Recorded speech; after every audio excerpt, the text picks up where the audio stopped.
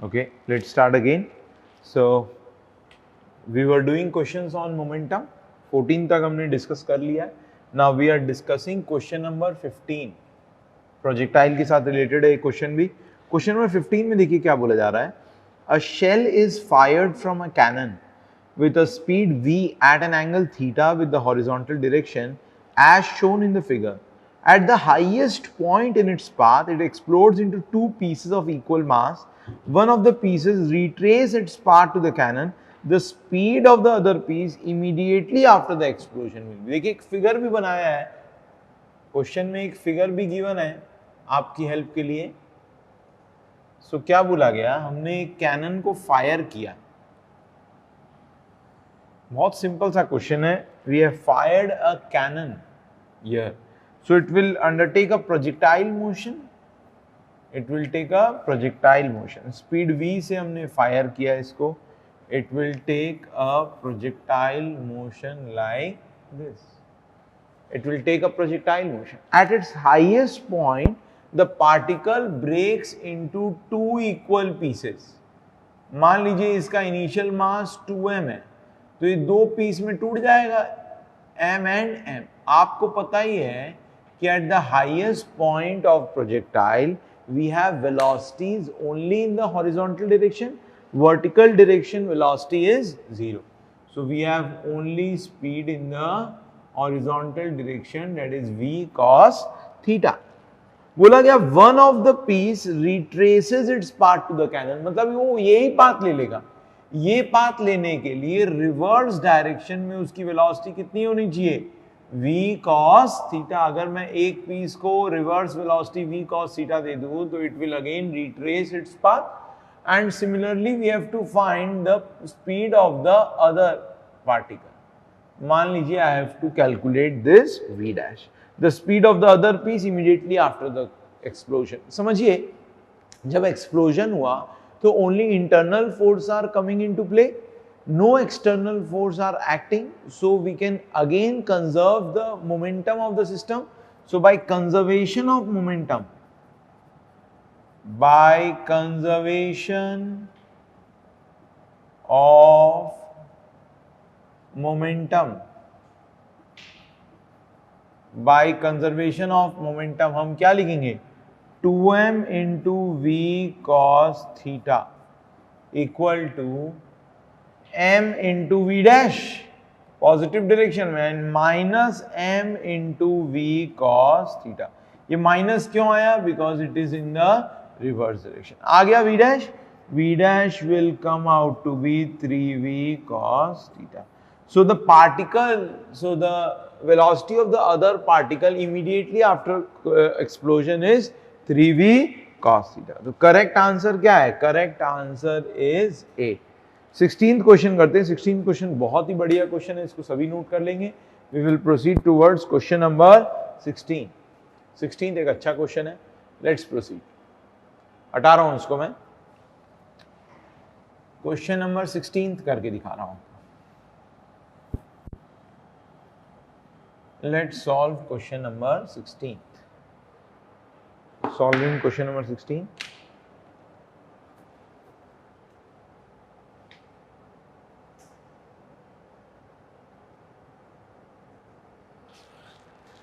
A railway wagon A of mass 10,000 kg collides with another identical wagon B as shown in the figure. If A is moving at 5 meter per second and B is at rest, so before collision क्या है, this is a railway wagon, this is wagon A and this is wagon B. So just before collision,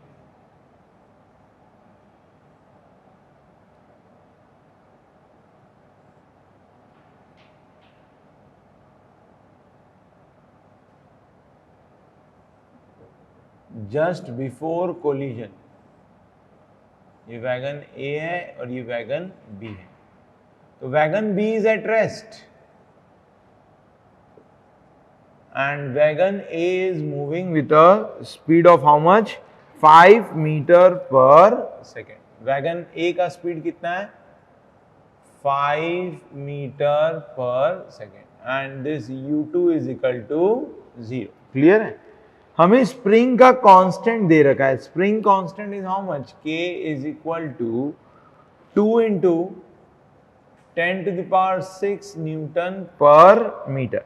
clear है मेरी बात? मैंने mega Newton को already Newton में convert कर लिया। बोला गया the maximum compression in the spring S will be, spring का मैक्सिमम कंप्रेशन निकालना। बड़ा इंटरेस्टिंग क्वेश्चन है, जरा ध्यान दीजिएगा। इन दोनों वैगन्स का मास सेम है। मास कितना है इन वैगन्स का? That is 10⁴ kg। वैगन्स तो समझते हैं ना, वैगन्स एंड कोचेस हम रेलवेज में यूज करते हैं, ट्रेन में यूज करते हैं। कोचेस के थ्रू पैसेंजर्स जाते हैं, whereas through wagons we transport the materials, goods।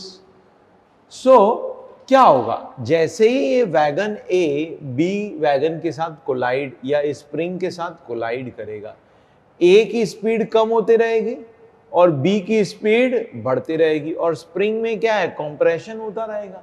एक इंस्टेंट आएगा जब इन दोनों की स्पीड सेम हो जाएगी, वीबी की स्पीड बढ़ रही है और वीए की स्पीड कम हो रही। There would be one instant at which the speed of A will be what? The speed of A will be equal to speed of B।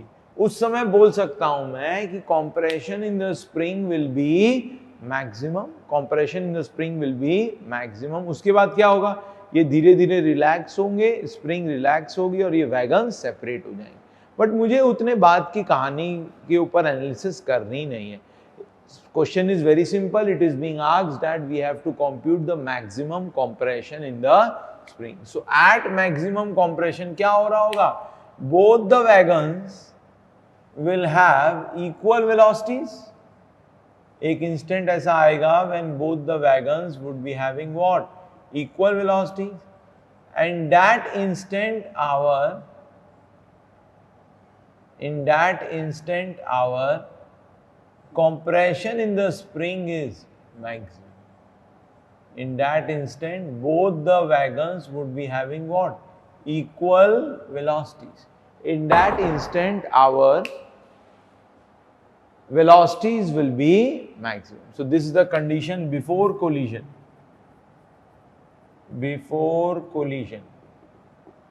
and this is the condition after collision, clear है, before and after collision। So at maximum compression of spring,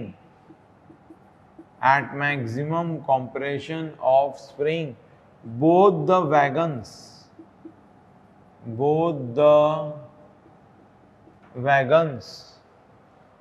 A and B will have equal velocity। तो एक बार हम mechanical energy को conserve करेंगे और एक बार हम किसको कंजर्व करेंगे, मोमेंटम को। लेट्स कंजर्व द मोमेंटम पर, क्योंकि सारा इंटरनल फोर्स है, कोई एक्सटर्नल फोर्स है ही नहीं। बाय कंजर्वेशन ऑफ मोमेंटम हम क्या लिख देंगे, m into u A plus m into ये यू बी होगा, sorry this would be u B, m into u B तो 0 है, will be equal to 2m into v।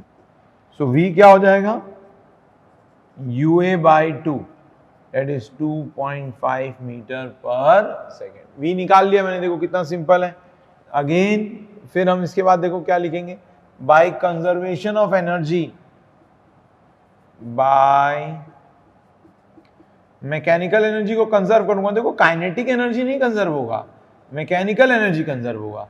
जो भी चेंज इन काइनेटिक एनर्जी होगा that would be stored in the spring. देखो मैं कैसे करूंगा, by conservation of mechanical energy. देखिए हम क्या लिखेंगे, मैकेनिकल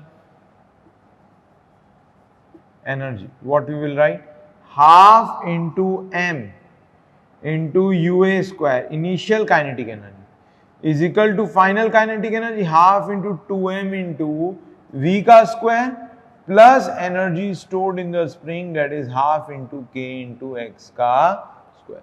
सारी वैल्यूज फिट कर देता हूं और x की वैल्यू निकाल लेते हैं। ड्रॉ तो कर ही लिया आप लोगों ने, इसको मैं हटा रहा हूं और फिर जो है मैं लास्ट इक्वेशन बना लेता हूं जल्दी जल्दी। So what we are getting, यहां पर कंटिन्यू कर रहा हूं, हाफ इंटू m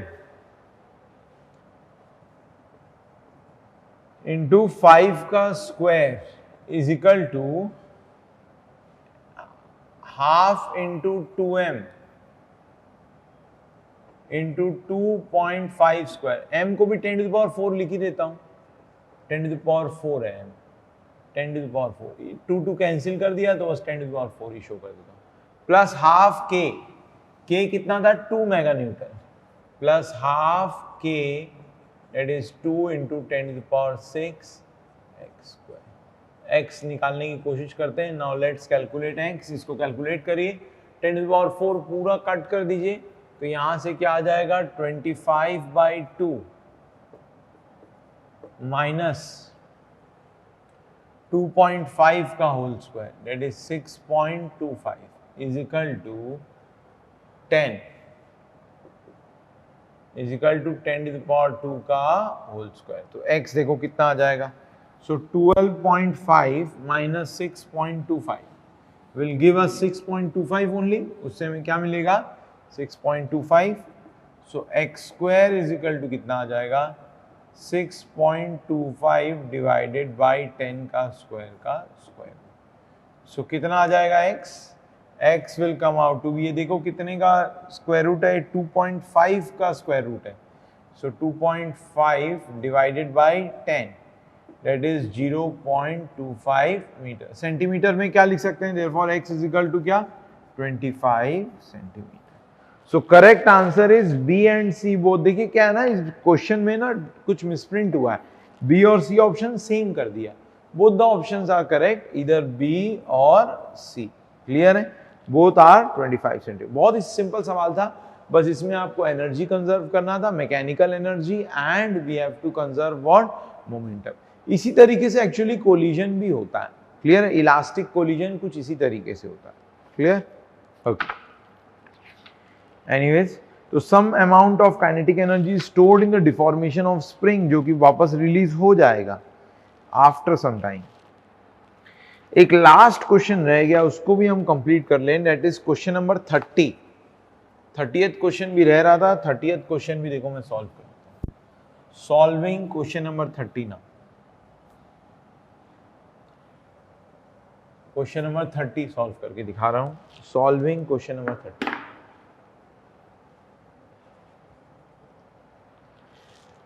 बोला गया a bullet of mass m travels at a higher velocity v as shown in the figure and gets embedded inside the block of mass m initially at rest on a horizontal floor।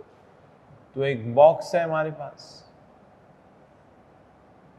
इसका मास कितना है m, मान लीजिए box है, इसका मास कितना है m, और एक बुलेट है यहां पे,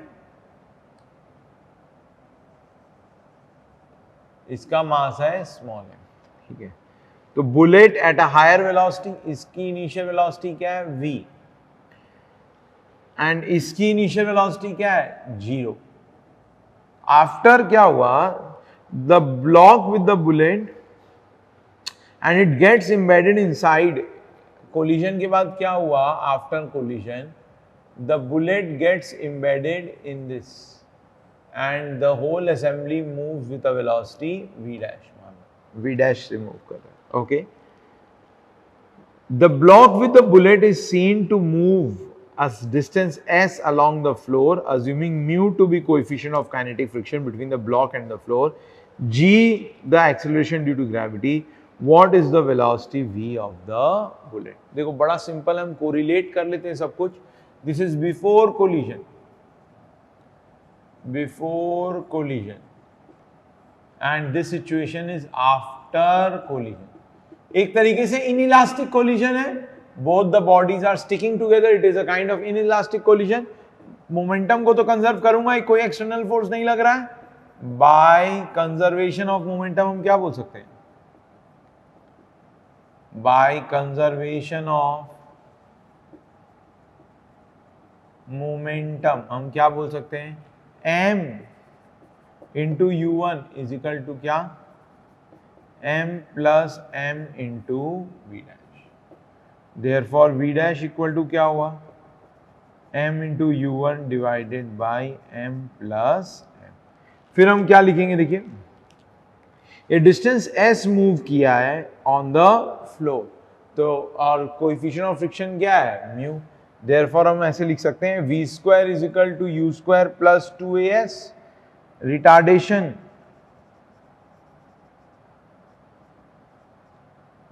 is equal to what, friction by mass, that is mu mg m plus m into g divided by m plus m। ये क्या है मेरा retardation, mu g. Now distance travelled before coming to rest, चलो इसको हटा के लिख देता हूं। नाउ डिस्टेंस v डैश निकाल लिया मैंने। Now distance travelled before coming to rest, ये पूरा सिस्टम रेस्ट में आने से पहले कितना डिस्टेंस ट्रेवल किया है, s। Now distance travelled by the block before coming to rest is s equal to, s दे रखा है मैं, s equal to u square ut plus या v square is equal to is s, therefore v square is equal to u square plus 2as use करूंगा मैं। Retardation है तो negative acceleration, सो हम क्या लिखेंगे, फाइनल वेलोसिटी तो क्या है, जीरो, इनिशियल वेलोसिटी क्या है, v dash, that is m u1 कितना है, mv by m plus m, that is mv by m plus capital m, this is initial velocity square plus minus 2 mu g S. मुझे v बताना था, v की value कितनी हो जाएगी, v की value will be equal to how much, so the speed of the bullet should be how much, square root कर देता हूं इसका, तो v कितना हो जाएगा, m plus capital M divided by m into square root of 2 mu g s। Clear है, सही। तो करेक्ट आंसर क्या होगा, m plus m by small m under root 2 mu g s, that is option A is the correct. Simple ही था। तो मैंने काफी सारे क्वेश्चन किए आपकी बुकलेट से कंजर्वेशन ऑफ मोमेंटम के। इतने सारे क्वेश्चन अगर कर पा रहे हैं आप तो आराम से आप इंपल्स मोमेंटम का क्वेश्चन अपने एग्जाम में भी अटेम्प्ट कर लेंगे। नेक्स्ट पार्ट की तरफ बढ़ रहे हैं, काफी इंटरेस्टिंग पार्ट है, that is circular motion of rigid body. Now we will talk about circular motion. Heading डालिएगा circular motion of rigid bodies. इसके ऊपर भी देखिए बातचीत कर लेते हैं।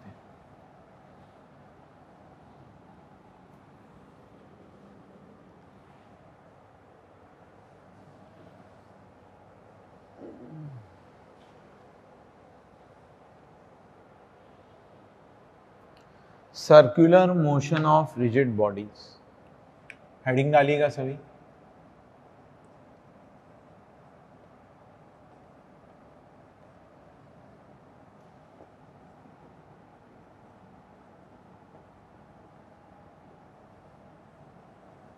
Circular motion of rigid bodies, clear है।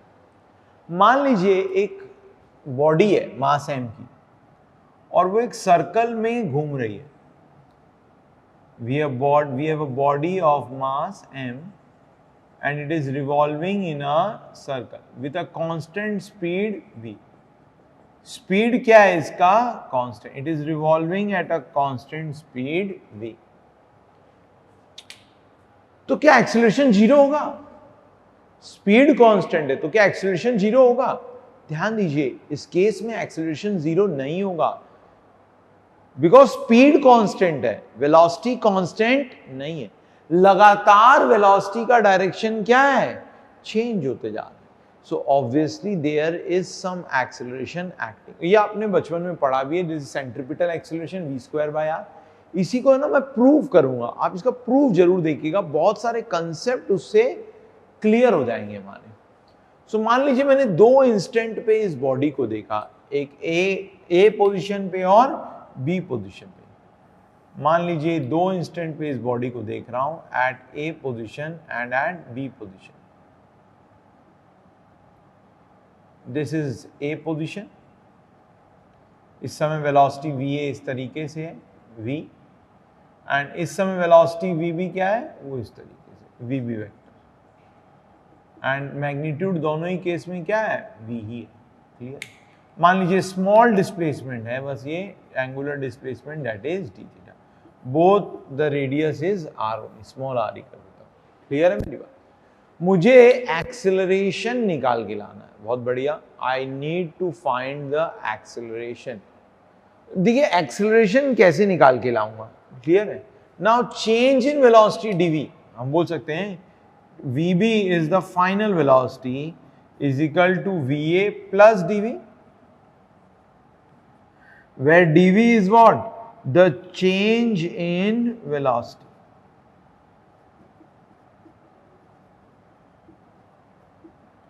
बोल सकता हूं ना, this also implies that dv vector is equal to, या vb vector is equal to va plus dv vector. में dv वेक्टर देखो अब निकाल के ला सकता हूं मैं, कैसे निकाल के लाऊंगा देखना जरा।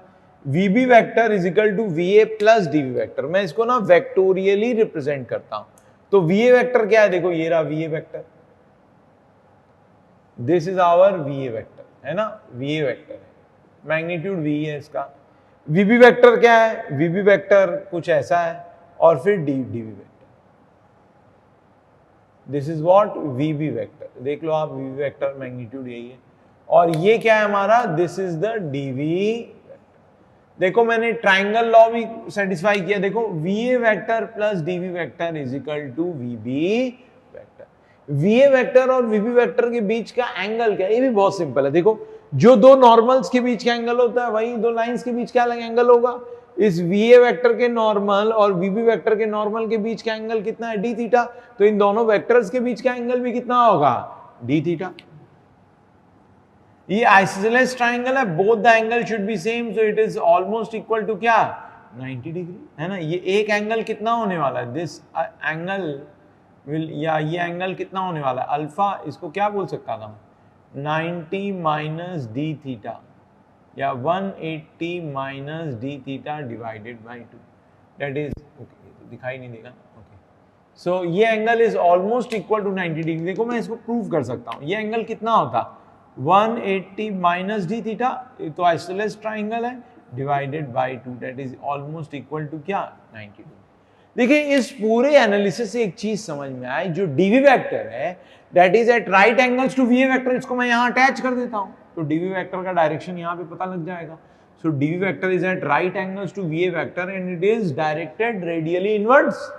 तो जो चेंज इन वेलोसिटी है that is what, radially inwards. तो हमारा एक्सेलरेशन भी क्या होगा, रेडियली इनवर्ड्स। तो I can say therefore change in velocity, therefore change in velocity dv vector is at right angles to, is at right angles to va vector and in radial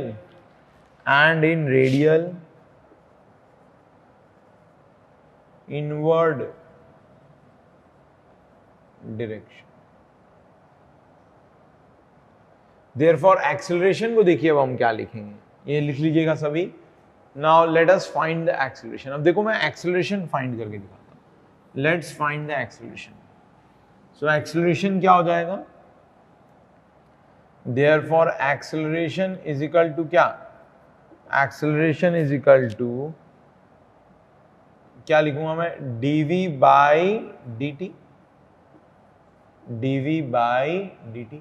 dv को क्या लिख सकता हूं, देखिए v d theta, ये तो इसको circular arc से भी मैं रिप्लेस कर सकता हूं because this angle is very very small, both the magnitudes are same of the sides, dv by d theta upon dt, ऐसे लिख सकता हूं ना।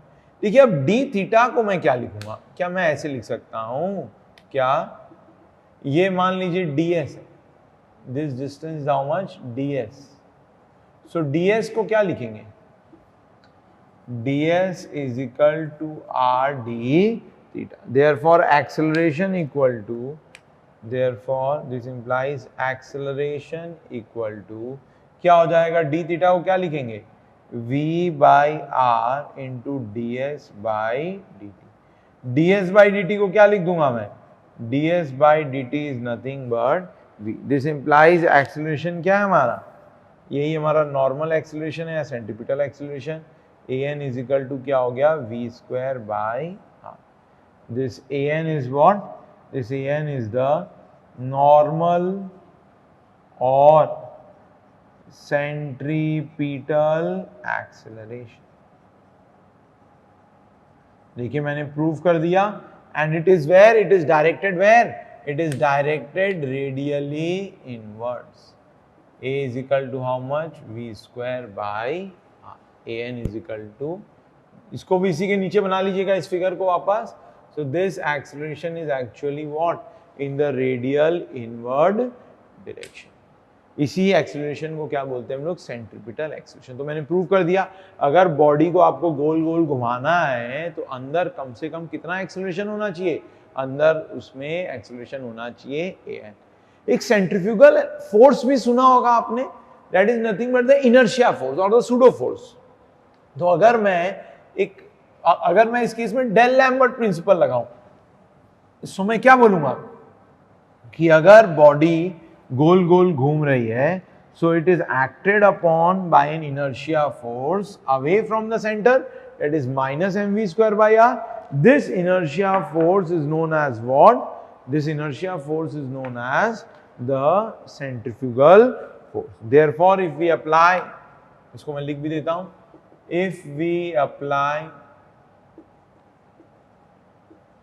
Del Lambert's principle, D'Alembert principle से ही तो आता है वो इनर्शिया फोर्स या pseudo force, if we apply D'Alembert principle to get equilibrium condition,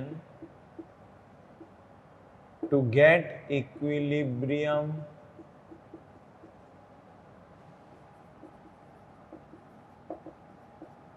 an inertia force of magnitude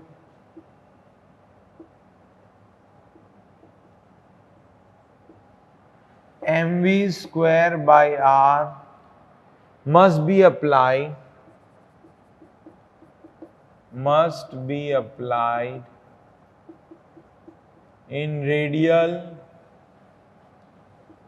outward direction, must be applied in radial outward direction, must be applied in radial outward direction. This force is called, this force is called centrifugal force. This force is called centrifugal force. This force is called centrifugal force. Centrifugal force. This force is called centrifugal force. तो अगर इसमें हमें equilibrium लेके आना तो हम acceleration नहीं consider करके क्या कंसीडर कर रहे हैं, एक force that is what, that is acting radially outwards. This force is nothing but known as what, mv square by r हो जाएगा, moving with v. This force is the pseudo force और centrifugal force. Fugal मतलब क्या होता है, away from centre, इसलिए इसको क्या बोलते हैं, सेंट्रीफ्यूगल। सेंट्रीपिटल मतलब towards the centre, therefore that acceleration is known as centripetal acceleration. तो याद रखिएगा एक्सेलरेशन हर वक्त सेंट्रीपिटल होता है, whereas force is always centrifugal. Acceleration is always centripetal, whereas force is always centrifugal. Clear hai? Okay. Now let's start doing certain numericals on this topic. ये भी आपकी booklet में कुछ न्यूमेरिकल्स हैं, उसको कवर कर लेते हैं. हमने कुछ न्यूमेरिकल्स छोड़ दिए थे चैप्टर नंबर 3 में because they were of circular motion. तो कुछ न्यूमेरिकल स्टार्ट करते हैं. So let's do the first numerical. Question number chapter number 3 को लिएगा जल्दी से. क्वेश्चन नंबर 14 से स्टार्ट कर रहा हूं. Let's start doing certain numericals on circular motion. तो अब न्यूमेरिकल्स के थ्रू इसको और अच्छे से क्लियर कर लेंगे. इसको नोट कर लीजिएगा सभी. Let's proceed. चैप्टर नंबर 3 का question number 14. Doing this.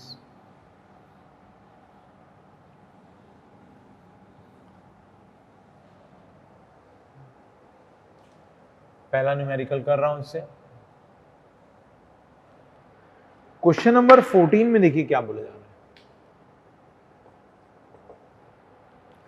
A particle is traversing a curved path with the radius of curvature 300 meter. Radius of curvature कितना है? 300 meter. Speed कितना है? v 108 kilometre per hour. तो उसको मीटर पर second में convert करने के लिए क्या किया मैंने? 80. 6 5 30 मीटर पर सेकेंड. क्लियर है? ओके. और क्या बोला गया? अ टेंजेंशियल एक्सेलरेशन 80 लग रहा है. That is a tangential acceleration. Okay. एक चीज मैंने नहीं बताई, मैं फिर से देखो रिपीट कर देता हूं. 80 is for the total acceleration of the particle is. अब चीज देखिए, ये मैं क्वेश्चन के थ्रू ही क्लियर कर देता हूं. अगर एक पार्टिकल घूम रहा है, there can be two type of acceleration. One is known as tangential and one is known as normal. 80 is the tangential acceleration, tangential direction.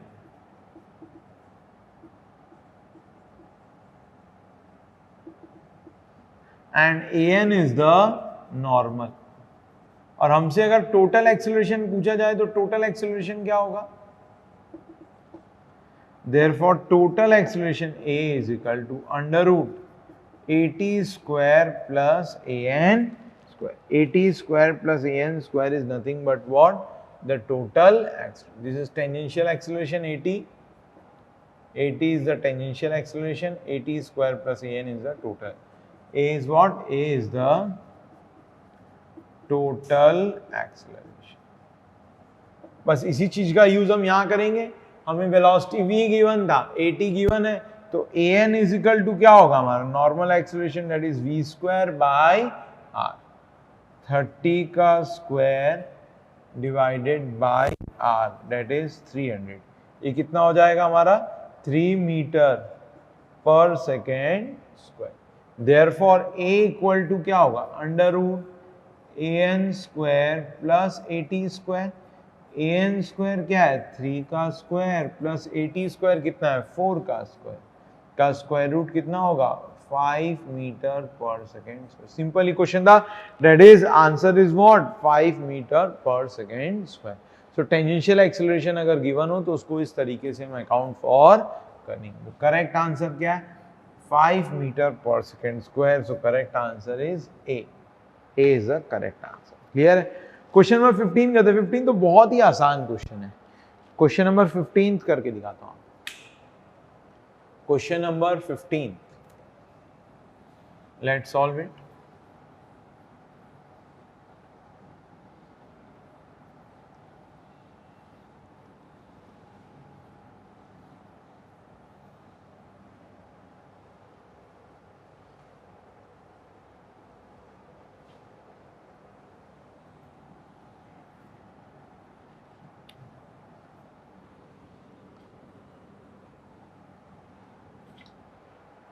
Question number 15 कर रहा हूं.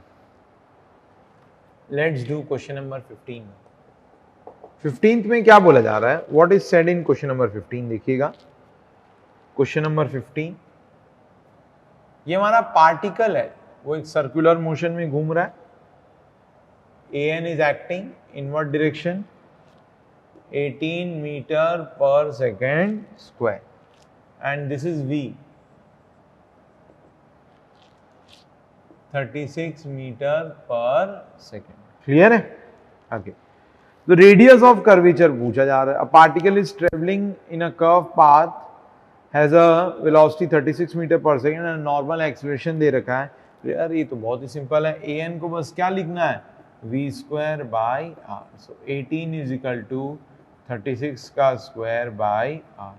आर कितना हो जाएगा, R will come out to be 72 metres. Solve कर लीजिएगा, answer आ जाएगा, that is 72 metres. Clear. Question number 16 बहुत अच्छा क्वेश्चन है. क्वेश्चन नंबर 16 सॉल्व करते हैं. Let's solve question number 16 now. Question number 16 solve करो.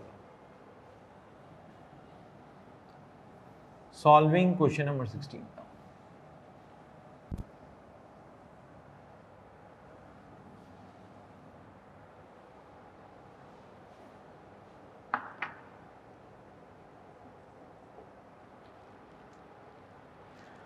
At certain instant in its motion, a particle P has a velocity and acceleration as shown.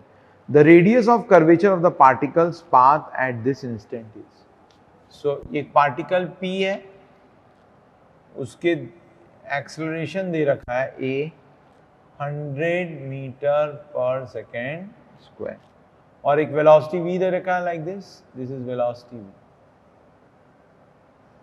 V कितना है, 50 metre पर second.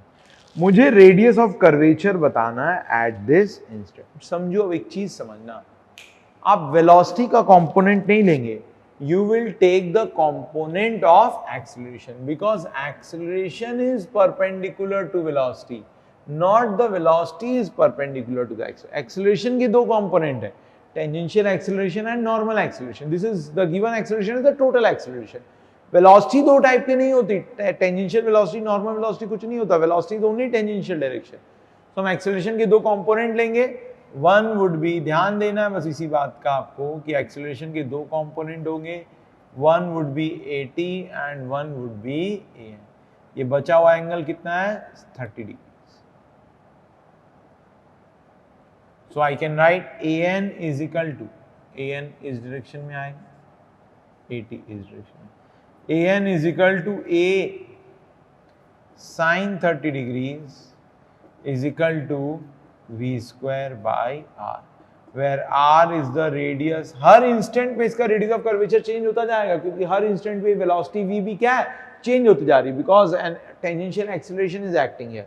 तो इस instant का radius of curvature पूछा गया. बस ध्यान देने वाली बात यह है कि हमें एक्सेलरेशन का कंपोनेंट लेना चाहिए, वेलोसिटी का कंपोनेंट नहीं लेना चाहिए, because acceleration is perpendicular to the velocity. Clear है? So therefore 100 sin 30 degree is half is equal to V square 50 का square by R. एक 50-50 कैंसिल कर लो तो radius of curvature at this instant कितना आ जाएगा, 50 metre. So correct answer would be what, D. 16th का आंसर क्या होगा, करेक्ट डी. 17 सॉल्व करते हैं. Let's solve question number 17 now. Question number 17 solve करके दिखाते हैं. Let's solve question number 17.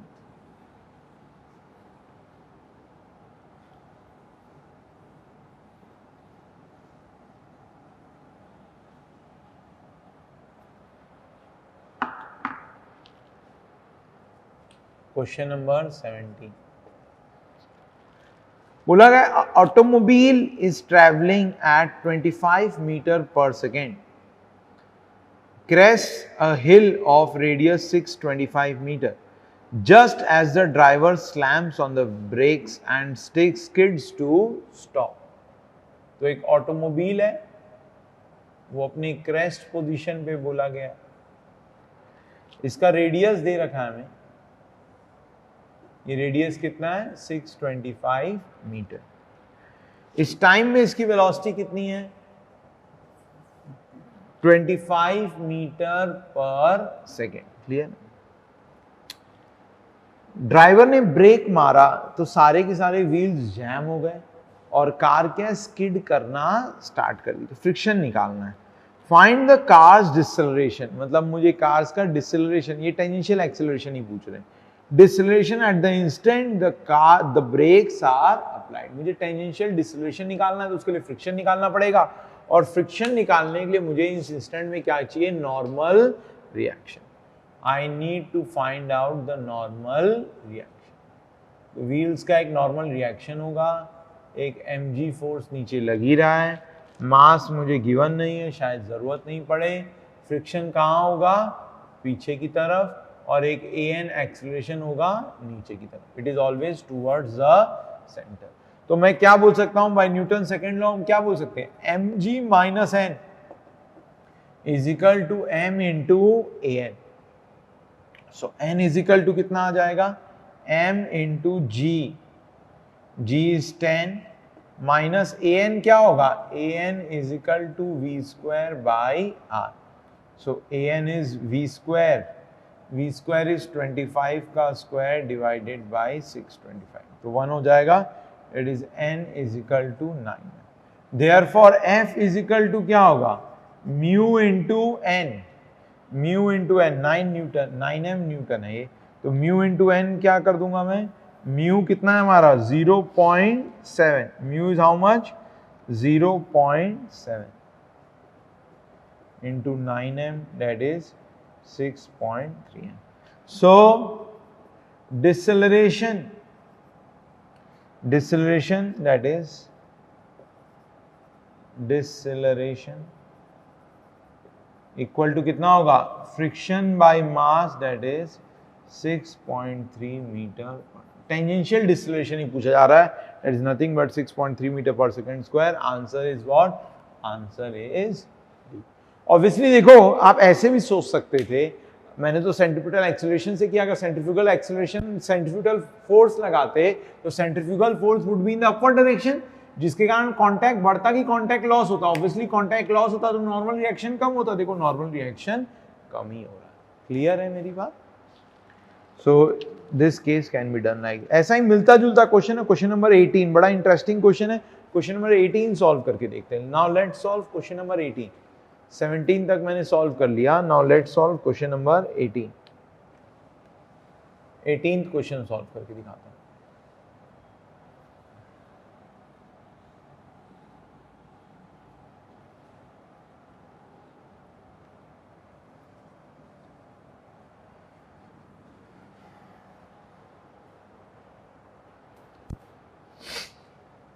Eighteenth question,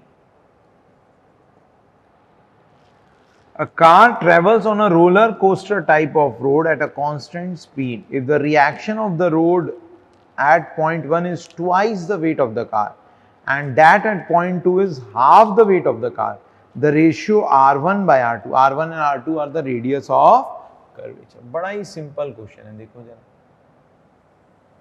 तो हमें बोल रखा है कार की दो पोजीशन है, एक बार कार इस पोजीशन पे और एक बार कार इस पोजीशन। क्लियर है? ये फर्स्ट पोजीशन है कार की और ये सेकंड पोजीशन है। ध्यान दो, अब बोला गया the reaction of the car eight point 1 is twice the weight of car.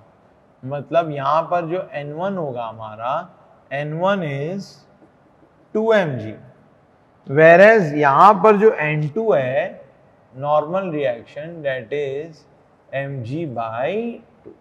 देखो अब इसका mg तो वेट नीचे की तरफ लगेगा ही हर वक्त, mg तो वेट नीचे की तरफ लगेगा। यहां पर नॉर्मल एक्सीलरेशन कहां की तरफ होगा, an1 ऊपर की तरफ, क्योंकि रेडियस ऑफ कर्वेचर ऊपर की तरफ है। an is always towards the centre, centre ऊपर की तरफ है, तो an1 will be like this and an2 कैसा होगा, an2 would be like this. For car 1 हम क्या लिख देंगे, n1 minus mg is equal to man। n1 कितना है 2mg minus mg is equal to m into v square by r1। Velocity same है, बोला गया है कि the car is travelling with a constant speed. यहां पर भी स्पीड v और यहां पर भी स्पीड क्या है, v है, तो v इज कांस्टेंट है। r1 निकाल लो यहां से, mm कैंसिल करो, r1 कितना आ जाएगा, r1 is equal to v square by g। तो ये क्वेश्चन नंबर 1 है। फॉर कार 2 हम अगर लिखना चाहें, फॉर कार 2 हम क्या लिखेंगे, an नीचे की तरफ है, तो mg minus n2 is equal to m into an2। mg minus n2 कितना है, mg by 2 is equal to m into v square by r2. This implies mg by 2 r2 is equal to क्या हो जाएगा, 2v square by g. Clear, ये question number 2. आप ध्यान दो, इस केस में हमारा सेंट्रीफ्यूगल फोर्स नीचे की तरफ लगेगा, कार की टेंडेंसी क्या होगी, और स्टिक करके चलने की, तो कांटेक्ट फोर्स नॉर्मल रिएक्शन बढ़ेगा. देखो n1 ज्यादा है, यहाँ पर सेंट्रीफ्यूगल फोर्स ऊपर की तरफ जाएगा, कांटेक्ट लॉस होने की टेंडेंसी, तो नॉर्मल रिएक्शन विल रिड्यूस, और नॉर्मल रिएक्शन कम है भी. इस केस में नॉर्मल रिएक्शन कितना है, mg बाई 2. हमें निकालना क्या है, r1 by r2. I need to find the ratio of r1 by r2. तो r1 बाई r2 निकाल लेते हैं. r1 बाई r2 की वैल्यू कितनी आ जाएगी, देख लो. क्लियर है यहां तक, mv square by r1 it is this much and here we have m. तो r1 by r2 कितना आ जाएगा, r1 by r2 is equal to how much, therefore r1 by r2 is equal to v square by g divided by क्या, 2v square by g, that is half. Half is the correct answer. That is correct answer is what, B. B is the correct answer. Question number 19 कर लेते हैं. Let's solve question number 19 now. Question number 19 solve कर रहा हूं मैं. Let's proceed towards question number 19. Question number 19 में देखिए क्या बोला जा रहा है. What it is said in question number 19. 19 solve कर रहा हूं, देखिए. सिंपल सा क्वेश्चन है, एक बार अटेम्प्ट करिएगा. Question number 19. Okay, question number 19 में क्या बोला जा रहा है, a simple pendulum of length 5 metre, a simple pendulum of length 5 metre with a bob of mass 1 kg is in simple harmonic motion. As it passes through its mean position, the bob has a speed of 5 meter per second. The net force at the mean position is. अरे बड़ा simple question है, क्या करना है देखो. एक pendulum Bob है, वो अपनी मीन पोजीशन को पास कर रहा है. क्वेश्चन नंबर 19 करके दिखा रहा हूं. Solving question number 19 for you. At the mean position, ये लेंथ 5 मीटर है और ये हमारा पेंडुलम बॉब है. ये मीन पोजीशन होती है इसकी. मीन पोजीशन पे इसकी वेलोसिटी कितनी है, वेलोसिटी इज 5 मीटर पर सेकेंड. सो ऑब्वियसली ये तो गोल गोल ही घूम रहा होगा ना ऐसे. रेडियस ऑफ कर्वेचर 5 ही है. an कहाँ की तरफ लगेगा, ऊपर की तरफ. Normal acceleration. देखिए यहाँ पे दो फोर्स होगा, एक तो टेंशन होगा, और दूसरा क्या होगा, mg. बट मुझे टेंशन नहीं निकालना. What I have to calculate, I have to calculate net force, that is t minus mg, that is man. Therefore net force तो मास इनटू एक्सीलरेशन होता है ना. Net force equal to mass into acceleration. Mass कितना है इस Bob का, मास कितना है इस बॉब का, the Bob has a mass of 1 kg. So m into v square by r. r is 5 meter, the radius of curvature is 5 meter. तो 1 into क्या करूंगा, 5 का स्क्वायर डिवाइडेड बाय 5. तो net force is 5 Newton. So correct answer क्या होगा, C. C is the correct answer. Question number 20 करके दिखा रहा हूं. Solving question number 20th now. 20th solve कर रहा हूं. Question number 20. Solving question number 20 में देखिए क्या बोले जा रहा है. इक्वेशन दे रखा है हमें इस कर्व का, x square is equal to 100y. Speed of the car is constant and is equal to 10 metre पर सेकेंड. कार की स्पीड कांस्टेंट है and it is equal to how much, 10 metre पर second.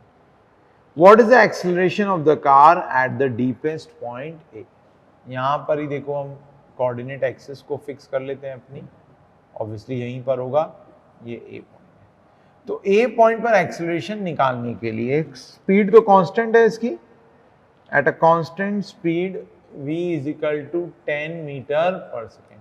तो acceleration निकालने के लिए radius of curvature चाहिए, and we know curvature is equal to what, 1/r। Curvature is equal to what,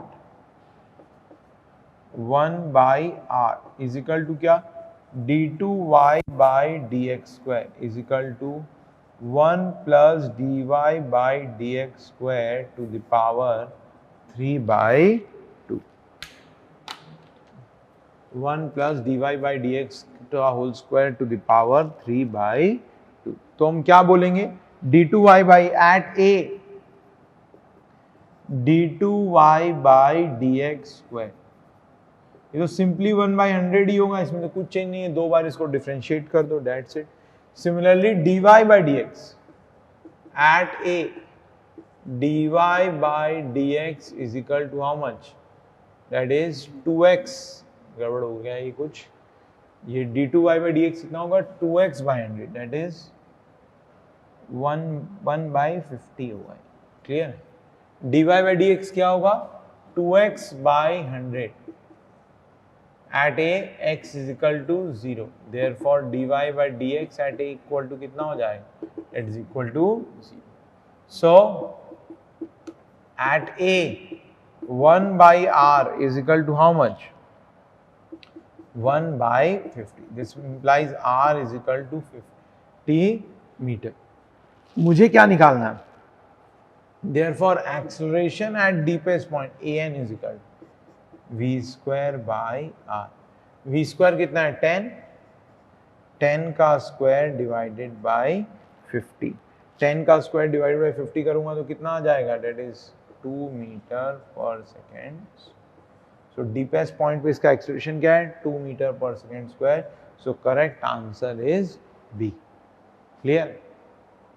So we have completed circular motion of rigid bodies. Now we will start with rotational motion, that is rotation of rigid bodies। ये भी बहुत important topic है, यहीं से हमारा rotational dynamics भी चालू हो रहा है। +2 में आपको काफ़ी परेशानी रही थी इस टॉपिक में, आज थोड़ा ध्यान से पढ़ेंगे, सारी परेशानी सॉल्व हो जाएगी। रोटेशन ऑफ रिजिड बॉडी और रोटेशनल डायनेमिक्स, कुछ एक टर्म समझ लेंगे। मान लीजिए एक डिस्क है, ये this is circular disc which is rotating. मान लीजिए उसका एंगुलर डिस्प्लेसमेंट हुआ theta, this is the angular displacement of the disc. Angular displacement क्या है, theta, theta is the angular displacement. Theta को क्या बोला जाता है, angular displacement. It is usually measured in radians, radians या degrees, generally हम radians में measure करेंगे इसको। Omega, it is the angular velocity and alpha is the angular acceleration। Omega is what? Omega is the angular velocity। Omega को कैसे लिख सकते हैं, जैसे वहां लिखा था ना v is equal to ds/dt, तो यहाँ पर ओमेगा क्या हो जाएगा, d(θ/dt) and it is in radian per second। Similarly omega लिख दिया, alpha is the angular acceleration. इसको क्या बोलते हैं, angular acceleration. Clear. Alpha is the angular acceleration, और अल्फा को क्या लिख देंगे, alpha is equal to d(ω/dt)। ये पहला फॉर्म है, this is the first form. Omega को क्या लिख सकते हो आप, d(θ/dt), उससे फिर क्या हो जाएगा, फ्रॉम दिस एक और फॉर्म आ जाएगा, एक और फॉर्म क्या बन के आएगा, ओमेगा को d(θ/dt) लिखूंगा तो अल्फा क्या होगा, d2θ/dt का स्क्वायर। एक और फॉर्म भी लिख सकता हूं, एक और फॉर्म भी हो सकता है अल्फा का, अल्फा को एक और तरीके से भी लिख सकते हैं। एक और तरीका क्या है अल्फा को लिखने का, अल्फा को ऐसे भी तो लिख सकते थे, देखो d(ω/dθ into d(θ/dt) from first law of differentiation। d(θ/dt) is again omega, this implies alpha is equal to omega d(ω/dt)।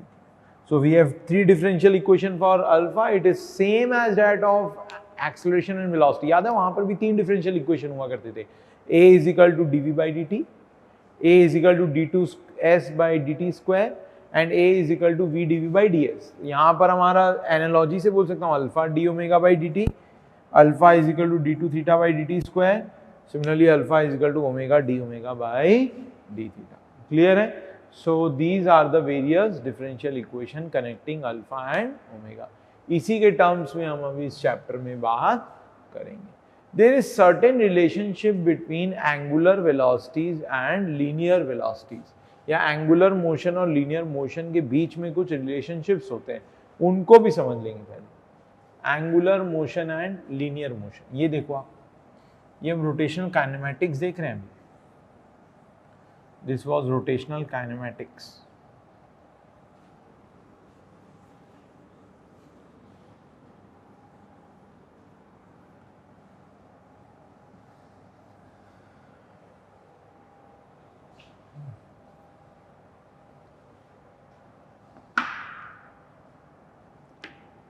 Angular motion and linear motion।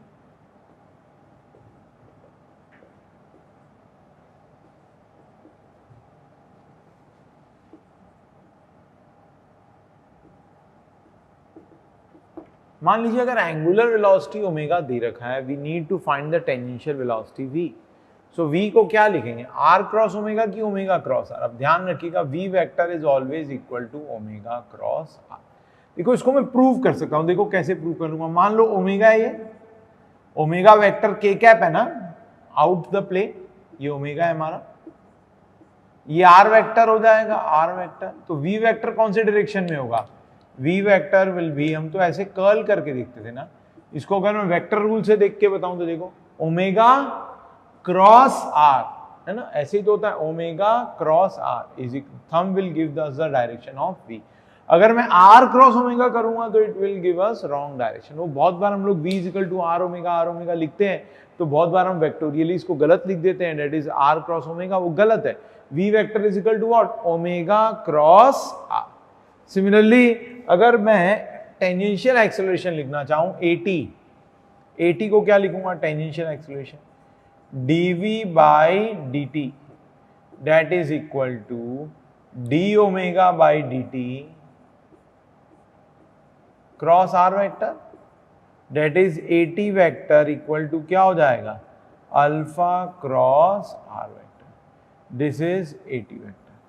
और an तो मुझे पता ही है, an is equal to what, an is v square by r, वो तो होगा ही, that is the normal acceleration that will always exist, that is an vector v square by r perpendicular to the r vector. So an is perpendicular to at, therefore total acceleration a is equal to at square plus an square। a क्या है यहाँ पे, total acceleration, normal acceleration नहीं भूलना है, बहुत बार लोग भूल जाते हैं, गलत आंसर आने लग जाते हैं। Acceleration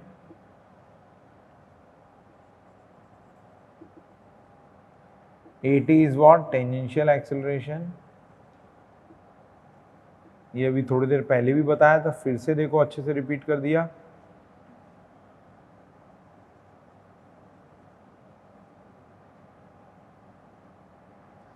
and an is the normal x. अब रोटेशनल काइनेमैटिक्स की तरफ बढ़ते हैं और डिटेल में, क्लियर है? लिख लेंगे सभी इसको। Now we will proceed towards the equation of motion in this case. यहाँ पर भी 3 इक्वेशन ऑफ मोशन होते हैं, जैसे हमारे काइनेमैटिक्स में हुआ करते थे। रोटेशनल काइनेमैटिक्स के 3 इक्वेशन ऑफ मोशन क्या है, what are the 3 equations in rotational kinematics, देख लो आप जल्दी से। फॉर यूनिफॉर्मली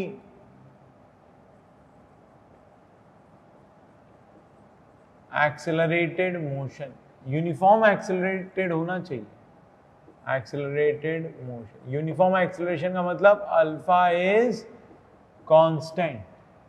तो हम क्या लिख सकते हैं, जैसे वहां पे 3 इक्वेशन होते थे ना, v is equal to u plus at, यहां पर देखो क्या लिखूंगा, omega 2 is equal to omega 1 plus alpha t. Omega 2 is final angular velocity, omega 1 is initial angular velocity, and t is time and alpha is the angular acceleration.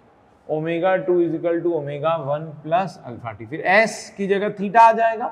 s is equal to u t omega 1 t plus half alpha t square. और एक equation क्या होगा?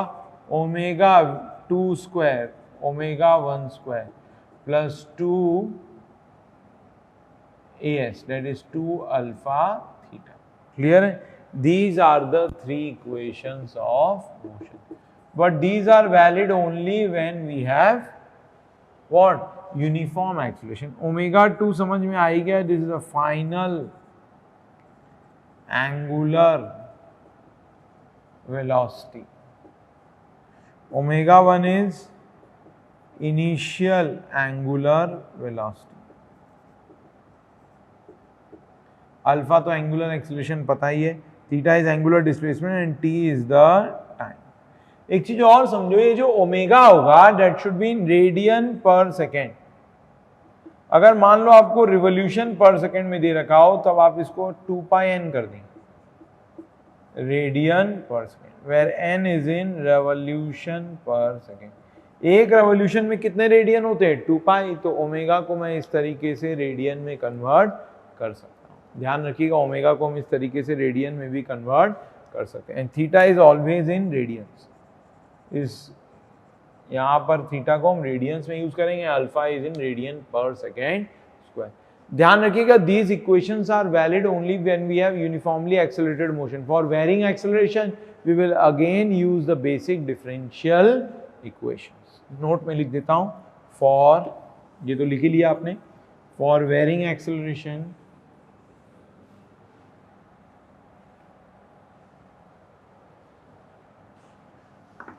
Note में लिख देता हूं इस point को, for varying acceleration we will use basic differential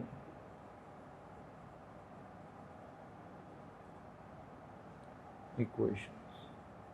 already आपको बता ही दिया है, उन डिफरेंशियल इक्वेशंस को यूज करके we will find the given quantities. Clear है? ओके, नोट कर लीजिए. ये तो था रोटेशनल काइनेमैटिक्स. देखो कितना सिंपल था. Now we will see rotation kinetics. इसको भी मैं एनालॉजी से समझा देता हूं. रोटेशनल काइनेटिक्स,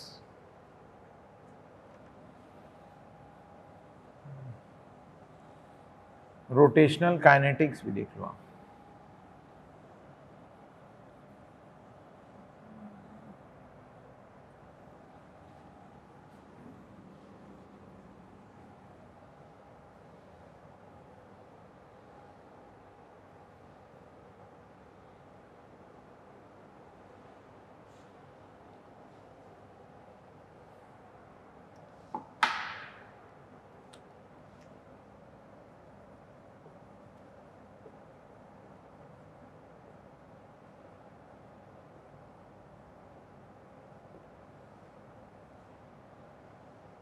रोटेशनल काइनेटिक्स, सबसे पहला क्या है, वहां पर हम पढ़ते थे ट्रांसलेशन मोशन में net force equal to mass into acceleration.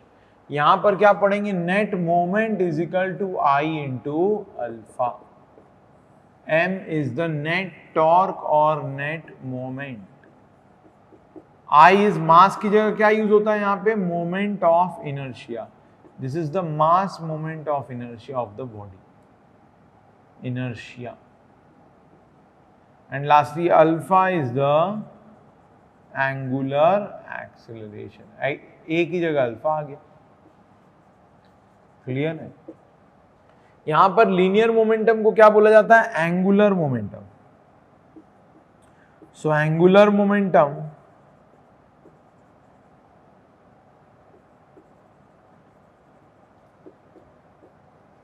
I L vector से I omega.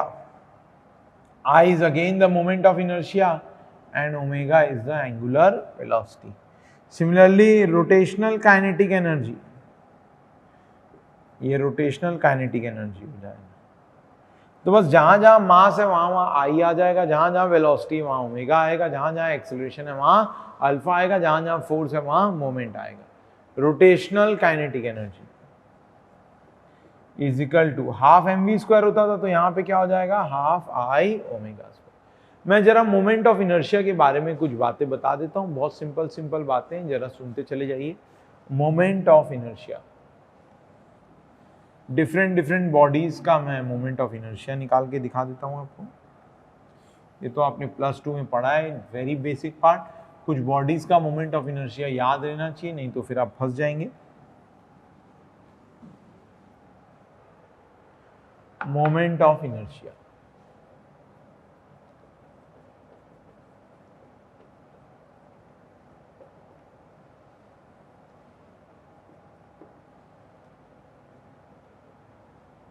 आई क्या होता है, it is integral of r square dm, that is second moment of mass.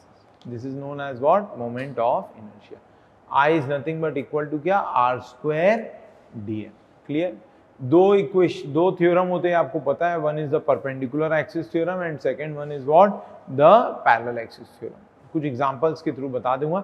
सबसे पहले हम लोग सिलिंड्रिकल शेल का मोमेंट ऑफ इनर्शिया निकाल लेते हैं। सिलिंड्रिकल शेल बोल रहे हो या थिन रिंग बोल दो, both will have the same moment of inertia. Ring और cylindrical shell,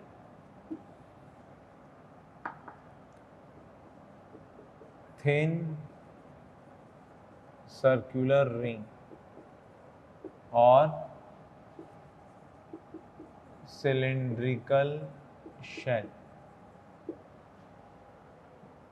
thin circular ring और cylindrical shell.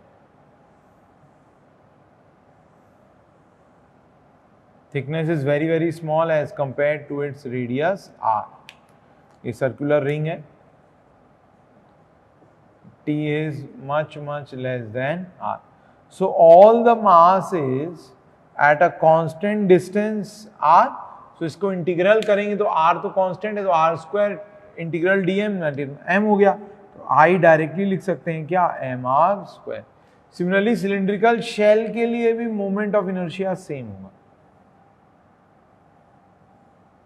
Cylindrical hollow cylinder, thin cylindrical shell, here also t is very less as compared to its area, is as compared to its radius r.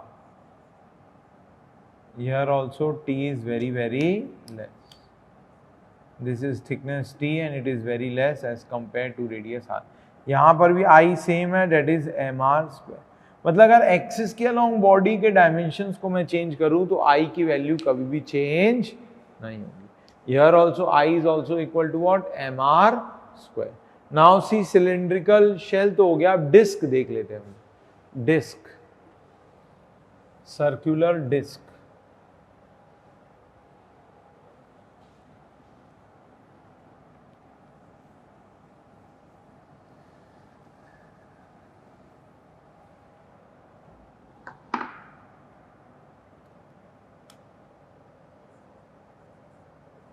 Circular disc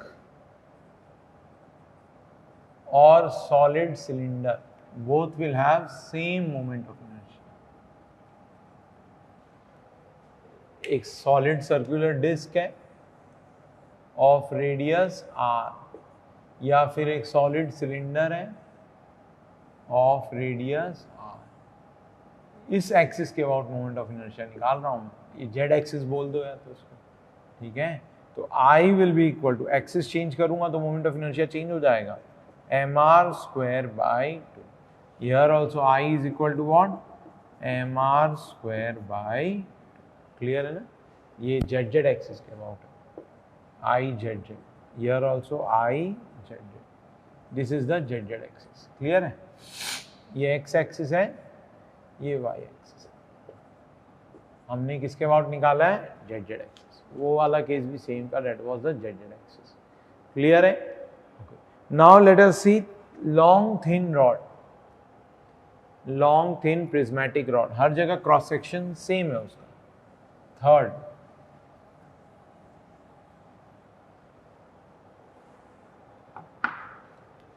third वाला देखिए, long thin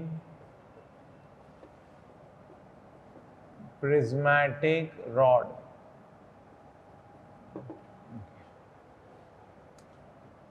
here moment of inertia.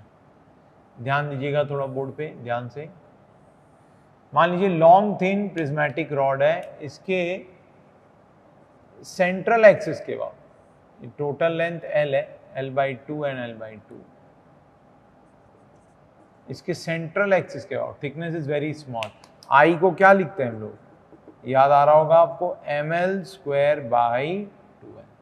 Similarly इसके as के about मान लीजिए BB axis है, length है, I को क्या लिखेंगे, ml²/3। इसको आप पैरेलल एक्सिस थ्योरम से प्रूव भी कर सकते हैं। याद आ रहा है पैरेलल एक्सिस थ्योरम? देखो मैं एक बार आपको याद करा देता हूं।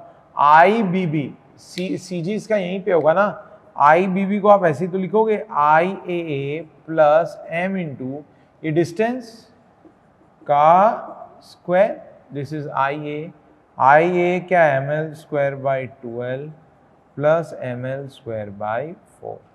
तो कितना आ जाएगा ये, ml²/2l 1 plus 3 4 ml²/2l, that is ml²/3। इस तरीके से आप पैरेलल एक्सिस थ्योरम को भी यूज कर सकते हैं। इसके थ्रू मैंने आपको पैरेलल एक्सिस थ्योरम यूज करना भी याद दिला दिया है। तो IBB अगर निकालना है तो क्या करूंगा, IAA into perpendicular distance between the axis, that is L/2 का स्क्वायर। क्लियर है मेरी बात? ओके, ये पैरेलल एक्सिस थ्योरम था। और परपेंडिकुलर एक्सिस थ्योरम तो पता ही है, IZZ equal to IXX plus IYY।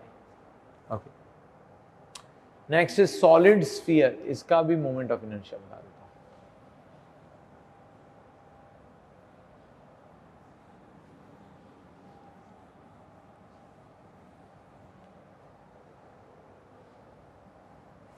Solid sphere fourth,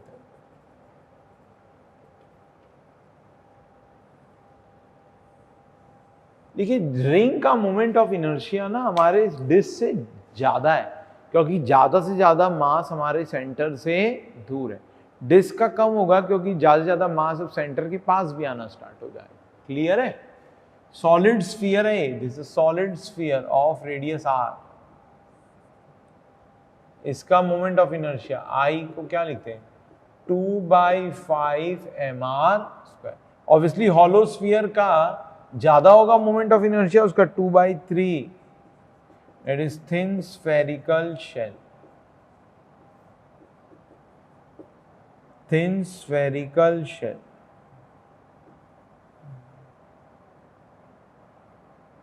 derive करना कोई बड़ी बात नहीं है, डिस्क से इसको डिराइव कर सकते हैं, बट जानने की जरूरत नहीं है, डेरिवेशन कोई पूछेगा नहीं आपसे।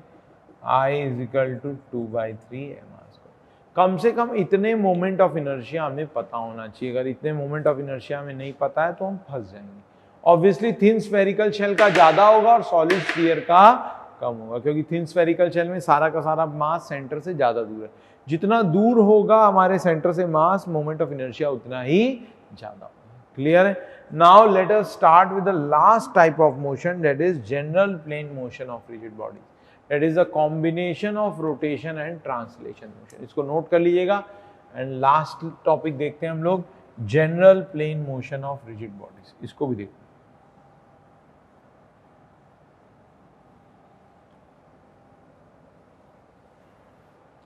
हैं, general plane motion of rigid bodies.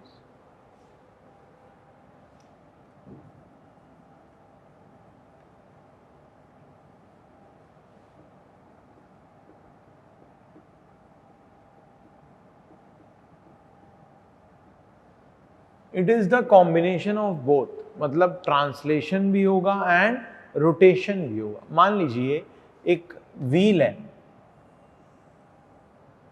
It is rotating also and it is translating also. वो रोटेट भी कर रहा है और ट्रांसलेट भी कर रहा है। आप देख सकते हैं it is rotating also and it is translating also. तो इस मोशन को अगर देखना है तो मैं कैसे देखूं? मान लीजिए एक इंस्टेंट पे तो ये कैसे है और दूसरे इंस्टेंट पर ये रोटेट भी किया है और ट्रांसलेट भी किया है। This is O dash and A dash.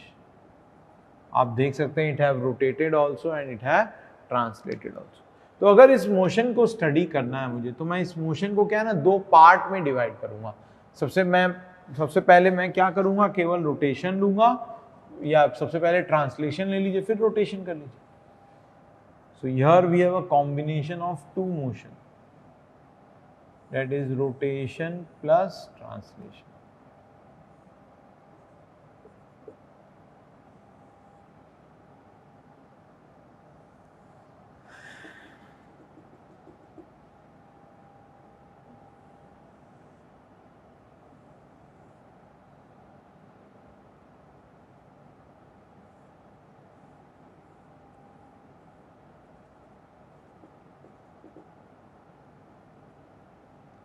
O dash A dash. It's a combination of two motion, rotation plus translation. तो पहले मैं केवल ट्रांसलेट करा देता हूं इसको। देखो इसको ट्रांसलेट कराया पहले मैंने, केवल क्या कराया मैंने, ट्रांसलेट। ये OA है, इसको ट्रांसलेट करा के यहाँ ले आए O डैश A डैश। सबसे पहले क्या किया मैंने, इसका ट्रांसलेशन किया। सो दिस इज ट्रांसलेशन। और इसी पोजीशन पे क्या करो, इसको आप रोटेट कर दो। अगर मैं इसी पोजीशन पे इसको इतना थीटा से रोटेट कर दूं, इसको मैंने इसी पोजीशन पे क्या किया, रोटेट कर दिया। सो it will give me the same ordinate, that is O dash. तो हम ऐसा भी तो कर सकते थे कि पहले केवल ट्रांसलेट किया और फिर रोटेट किया, तो आपको फिर से O डैश A डैश मिल जाएगा। आप ऐसे भी कर सकते थे कि पहले रोटेट करो फिर ट्रांसलेट करो, it will again give us the same result. तो जनरल प्लेन मोशन को हम ऐसे ही स्टडी करेंगे। हम इसको दो पार्ट में तोड़ देंगे, one is the translation motion and second one is the rotation motion. इसको हर वक्त हम दो पार्ट में ही स्टडी करेंगे। क्लियर है मेरी बात? देखिए मैं नेक्स्ट इंपॉर्टेंट टॉपिक की तरफ बढ़ रहा हूं, that is rolling without slipping. बहुत ही इंपॉर्टेंट टॉपिक है, थोड़ा ध्यान दीजिएगा, इसमें काफी ज्यादा परेशानियां भी रही है हमें। Rolling without slipping. Okay, so we will start with rolling without slipping now. बहुत ही इंपॉर्टेंट टॉपिक है और सबसे ज्यादा कंफ्यूजन रहा है आपको इसमें इन रोटेशनल डायनेमिक्स। आज इसको ना परफेक्टली क्लियर करेंगे। मान लीजिए एक बॉडी रोल कर रही है, एक मान लीजिए डिस्क है, वो रोल भी कर रहा है और ट्रांसलेट भी कर रहा है। It is rolling also and it is translating also. Clear है? ओके, तो इसको मैं दो पार्ट में तोड़ सकता हूं इस मोशन को। I can divide this motion into two parts. One is the translation. मान लीजिए टाइम t में इसने जो है it have translated bye a distance s। इसका ट्रांसलेशन कितने से हुआ है, it have translated bye a distance s। s से ट्रांसलेट किया, s से क्या किया, ये ट्रांसलेट किया। मान लीजिए थीटा से रोटेट भी किया, ऑब्वियसली ट्रांसलेशन प्लस रोटेशन है, so it have rotated by theta also. मान लीजिए थीटा इज द रोटेशन। मान लीजिए radius is r, r is the radius, so ये डिस्टेंस क्या हो जाएगा, r theta. So this is translation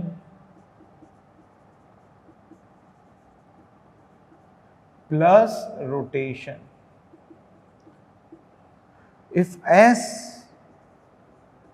is equal to r theta, then rolling is without slipping, then no slipping.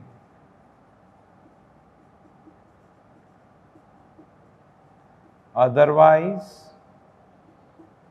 अगर ऐसा नहीं है तो otherwise slipping will occur.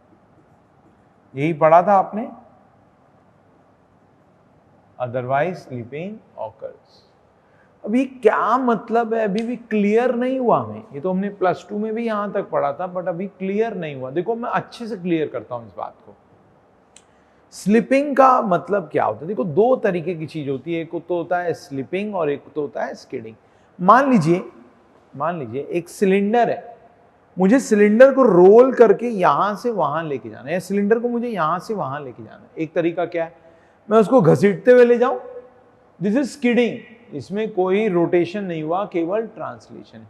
एक तरीका क्या है कि मैं उसको रोल करा के ले जाऊं, सच दैट रोलिंग भी होगा और ट्रांसलेशन भी होगा। अब जितने से रोल हुआ उतने से ट्रांसलेट हो, that is known as rolling without slipping. अगर ज्यादा रोटेट करे और ट्रांसलेट कम करे, that is known as what, rolling with slipping. और अगर ट्रांसलेशन ज्यादा और रोटेशन कम हो तो उसको क्या बोलते हैं हम लोग, स्किडिंग मोशन। देखो एक और एग्जांपल के थ्रू समझाता हूं। मान लीजिए आप गाड़ी चला रहे थे, गाड़ी चलाते चलाते आपके गाड़ी का चक्का जो है किसी कीचड़ में फंस गया। अब आप एक्सेलरेट तो किए जा रहे हैं बट गाड़ी मूव नहीं कर रही। बाहर उतर के देखा तो आपने क्या देखा कि चक्का कीचड़ में। हो क्या रहा होगा, जब आप एक्सेलरेट कर रहे होंगे तो क्या हो रहा होगा, रोटेशन तो हो रहा है बट ट्रांसलेशन नहीं हो रहा। इस टाइप के मोशन को क्या बोलते हैं, स्लिपिंग। इसको क्या बोलते हैं, स्लिपिंग। यही बोलते हैं ना, कीचड़ में गाड़ी का चक्का स्लिप कर रहा है। सिमिलरली अब स्किडिंग क्या होगी, आप गाड़ी चला रहे थे, एकदम से आपने ब्रेक मारा तो हमारी गाड़ी क्या स्किड करती है, उस समय ट्रांसलेशन ज्यादा होता है, रोटेशन कम होता है। This type of motion is known as skidding. इसीलिए तो रोड के ऊपर जो ब्लैक कलर के मार्क्स बनते हैं while you apply the brakes are known as what, skid marks. हमारे लिए इस केस में स्लिपिंग एंड नो स्लिपिंग में हम लोग स्किडिंग को भी अकाउंट फॉर कर रहे हैं और स्लिपिंग को भी अकाउंट फॉर कर रहे हैं। तो अगर RS R थीटा के बराबर है, उस केस में कोई स्लिपिंग नहीं है। Whereas if S is not equal to R theta, then slipping will occur. Clear? मान लीजिए इसकी ट्रांसलेशन वेलोसिटी v है और रोटेशनल और एक्सेलरेशन ही है, और रोटेशनल वेलोसिटी ओमेगा और अल्फा है। तो अगर मैं इसको डिफरेंशिएट करूं, S is equal to R theta को एक बार डिफरेंशिएट करूंगा, ds बाई dt क्या हो जाएगा, v is equal to R d theta by dt is omega. एक बार और डिफरेंशिएट कर रहा हूं, A is equal to R alpha. अगर ये तीनों रिलेशन सेटिस्फाई हो रहे हैं then it is rolling without slipping. अगर इन तीनों में से कोई भी एक रिलेशन सेटिस्फाई नहीं होता है, it means slipping will occur. Valid only in case of rolling without slipping। तो ये तो समझ में आया स्लिपिंग और नो स्लिपिंग का क्या मतलब। Now we have understood the difference between slipping and no slipping। Simple था एकदम। आगे बढ़ रहा हूं, इसी को थोड़ा और एक्सटेंड करता हूं। क्लियर? इसी को कुछ और बातें भी इसमें बताते हैं। Let's discuss some more points here. और इंटरेस्टिंग बातें बताता हूं, देखो इसके बारे में।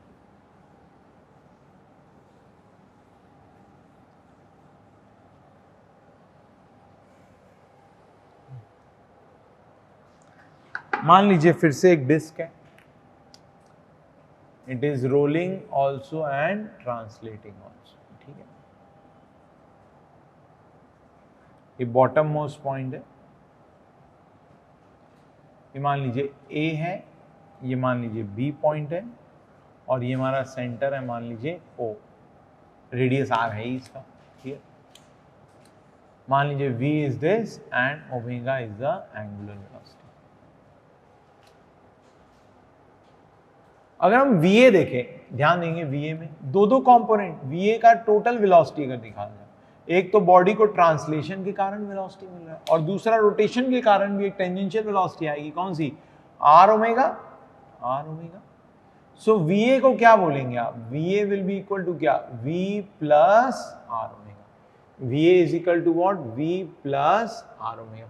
And V is equal to R omega मैंने बोल ही दिया पहले, for rolling V is equal to, ये A पॉइंट है हमारा, यहाँ पे दो वेलोसिटी, एक V है और एक R omega. v is equal to r omega, already मैंने बोल दिया है फॉर रोलिंग, सिंस ये रोलिंग विदाउट स्लिपिंग है तो मैंने ऑलरेडी बोल दिया है v is equal to r omega. v ये क्या हो जाएगा, v plus r omega, v is equal to r omega तो क्या लिख सकता हूं 2r ओमेगा।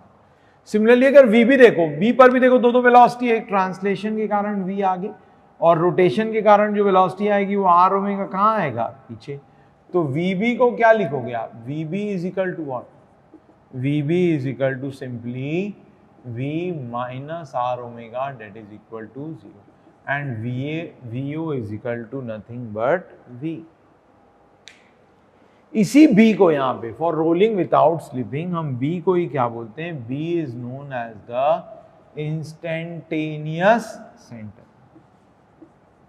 लेकिन अगर रोलिंग विदाउट स्लिपिंग हो रहा होगा तो b जो है वो रेस्ट पे है क्या, b की वेलोसिटी क्या है 0, ये आप ऑब्जर्व भी कर सकते हैं। अगर गाड़ी के चक्के का लोएस्ट पॉइंट देखेंगे तो लगेगा कि वो रेस्ट पे है, इस इंस्टेंट पर उसकी वेलोसिटी क्या है 0। इसी पॉइंट b को हम कभी कभी क्या बोल देते हैं, instantaneous centre. And an axis passing through b is known as what, instantaneous axis of rotation. An axis passing through B is called instantaneous axis of rotation. An axis passing through B is called instantaneous axis of rotation.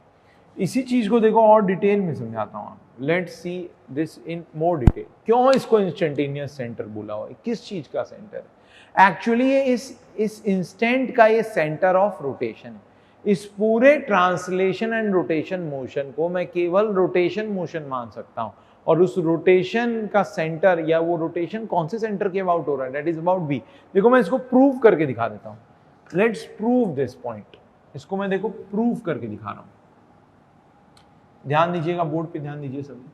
आपने देखा ना Vb is equal to कितना हुआ है, Va is equal to 2r omega. अगर मैं इस पूरे मोशन को केवल रोटेशन मानूं अबाउट B, इस पूरे मोशन को बस क्या मान लिया मैंने, केवल रोटेशन अबाउट पॉइंट B। फिर से इस फिगर को बनाइएगा, केवल अगर रोटेशन मानूं अबाउट पॉइंट B, तो देखो A की वेलोसिटी क्या होगी 2r ओमेगा, O की वेलोसिटी क्या होगी r omega, this is Va। इतना ही था ना, और Vb तो देखो 0 है ही, Vo is equal to r omega. वैसे ही अगर मुझे किसी पॉइंट C की वेलोसिटी निकालनी है, if I want to compute the velocity of C, एक तो तरीका क्या है, उसकी दो दो वेलोसिटी लिखो। अगर मुझे किसी पॉइंट C की वेलोसिटी निकालनी, एक तो तरीका क्या है, दो दो वेलोसिटी लिखो, एक तो r ओमेगा और दूसरा क्या है v। इन दोनों का जो रिजल्टेंट होगा that will be equal to vc। But आप इसको, और ये परपेंडिकुलर होगा इससे, आप इसको डायरेक्टली भी लिख सकते हो। कैसे लिखोगे, vc को आप डायरेक्टली भी लिख सकते हो, that is distance between the point under consideration and instantaneous centre. vc is nothing but equal to l omega, and it is perpendicular to the line joining the point under consideration and instantaneous center, and the sense will be same as that of our omega। clear? इस तरीके से किसी भी point की आप net velocity निकाल सकते हो, that is resultant of rotation as well as translation velocity। Simple था। तो इंस्टेंटेनियस सेंटर को अगर डिफाइन करूं, the combined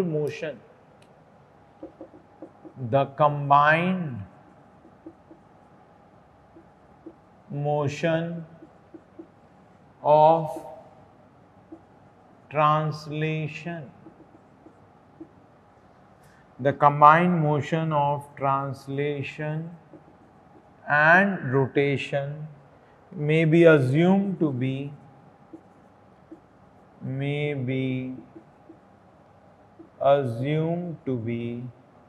a motion of rotation, या may assume to be only rotation about a center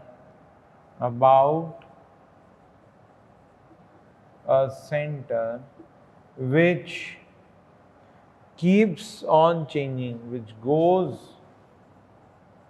ये सेंटर लगातार चेंज होता जाएगा, which goes on changing, ये पॉइंट बी है, फिर हो सकता है पीछे वाला पॉइंट बी डैश है वो इधर आएगा, फिर वो बन जाएगा, which goes on changing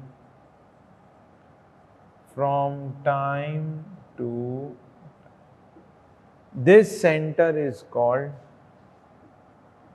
this center is called instantaneous the center is called instantaneous center of rotation.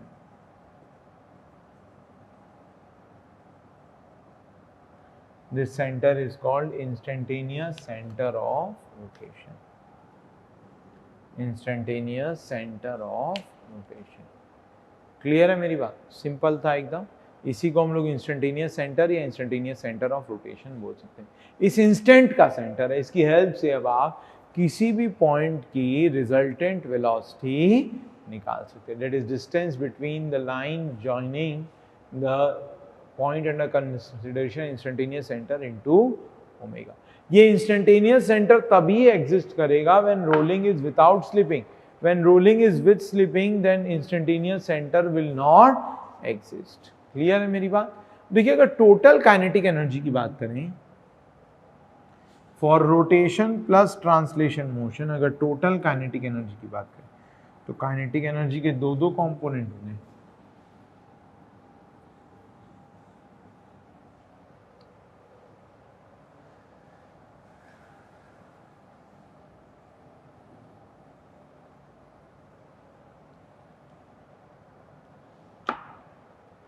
Total kinetic energy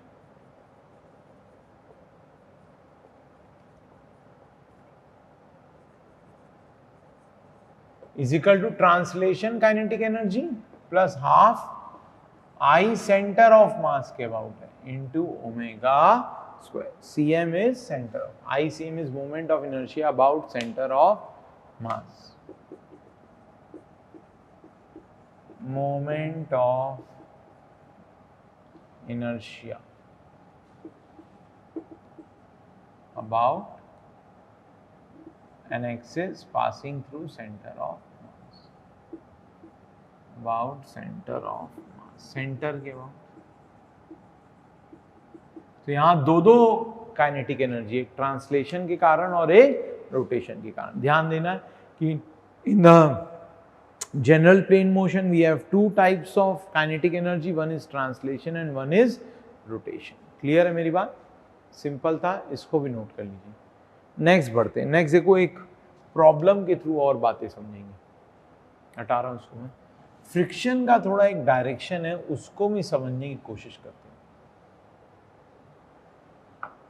friction का एक डायरेक्शन है, उसको भी समझने की कोशिश करते हैं. Late us see this. मान लीजिए एक फोर्स P लग रहा है, एक सिलेंडर है यहाँ पे एंड इस पर क्या है, एक फोर्स P लग रहा है. ऊपर से आपने एक फोर्स लगाया, सो it will translate also and it will rotate also. But वो तभी ट्रांसलेट और रोटेट करेगा जब एक रफनेस हो. अगर कंप्लीटली स्मूथ सरफेस हो तब ये केवल जो है प्योर रोटेशन, प्योर रोलिंग या प्योर रोटेशन मोशन में कोई ट्रांसलेशन नहीं होता. अगर हमारा सरफेस कंप्लीटली स्मूथ हो जाएगा then it will only be pure rotation. उस समय कोई ट्रांसलेशन नहीं हुआ. ट्रांसलेशन होने के लिए हमारे नीचे वाले सरफेस को रफ होना पड़ेगा. ये तो बात आप समझते हैं. अब तो रफ है ये सरफेस. मान लीजिए एक फ्रिक्शन लगेगा. अब फ्रिक्शन का डायरेक्शन क्या होगा? मुझे फ्रिक्शन का डायरेक्शन पता लगाना. बहुत सिंपल है. देखिए, it is translating as well as rotating. So in this case अगर मैं FBD बनाऊं इसका, so, फ्रिक्शन का डायरेक्शन क्या होगा? FBD में फ्रिक्शन का डायरेक्शन क्या होगा? देखिए, अब ध्यान दीजिए, इस पॉइंट अगर ये स्मूथ सरफेस होता तो स्लिपिंग होता, प्योर रोलिंग मोशन होता। तो इस पॉइंट की टेंडेंसी क्या होती, पीछे जाने की कि आगे जाने की, पीछे जाने की, पीछे स्लिप होने की। इस पॉइंट को फ्रिक्शन पीछे नहीं स्लिप होने देगा, तो फ्रिक्शन कहां की तरफ लगेगा, आगे की तरफ, because friction is always opposing the motion. Friction is always opposing the motion या टेंडेंसी ऑफ मोशन। इस पॉइंट की टेंडेंसी क्या है, पीछे जाने की, तो फ्रिक्शन कहां लगेगा, आगे की तरफ। क्लियर? समझिए, if rolling is without slipping then this friction is static in nature, otherwise it is kinetic in nature. अगर रोलिंग विदाउट स्लिपिंग होगी उस समय friction will be of static in nature, otherwise it is kinetic in nature. देखिए, acceleration a होगा और alpha. F is friction, friction is static if rolling, क्योंकि ये point उस समय स्लिप नहीं कर रहा होगा ना, या स्किड नहीं कर रहा होगा। If rolling is without slipping, otherwise friction is kinetic. Clear है ना? अब इसी के ऊपर इक्वेशन ऑफ मोशन लिख लीजिए। सबसे पहले A is equal to R alpha बोल दिया फॉर रोलिंग विदाउट स्लिपिंग, ये तभी होगा फॉर रोलिंग विदाउट स्लिपिंग। एक और इक्वेशन क्या लिख के आएंगे आप, P plus F is equal to mass into acceleration. This is equation second, ये इक्वेशन 1 है for rolling without slipping, this is equation 2। और एक इक्वेशन मोमेंट का आ जाएगा, क्या, net moment P into R minus F into R is equal to I into alpha. P minus F into R is equal to I into alpha. इन तीन equation से हम तीन अननोन निकाल सकते हैं। तीन अननोन क्या है, A is unknown, alpha is unknown and friction is also unknown. Friction को आप डायरेक्टली म्यू एम जी मत लिख दीजिएगा, वो लिमिटिंग स्टैटिक फ्रिक्शन है।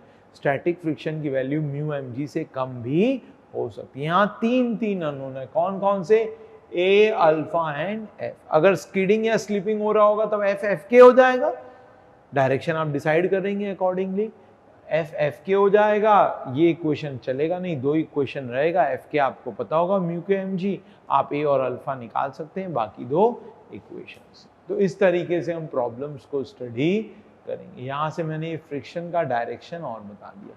लास्ट एक बार कंजर्वेशन ऑफ एंगुलर मोमेंटम के बारे में भी सुन लीजिए, दैट इज एंगुलर मोमेंटम। इसके ऊपर कुछ पॉइंट्स बता के फिर बस डिस्कशन चालू रखेंगे। मतलब एंगुलर मोमेंटम के बारे में भी कुछ सुन लीजिएगा। फ्रिक्शन के डायरेक्शन के बारे में आप डिटेल में समझें। एक एंगुलर मोमेंटम के बारे में सुन लीजिए, फिर कुछ क्वेश्चंस करते हैं।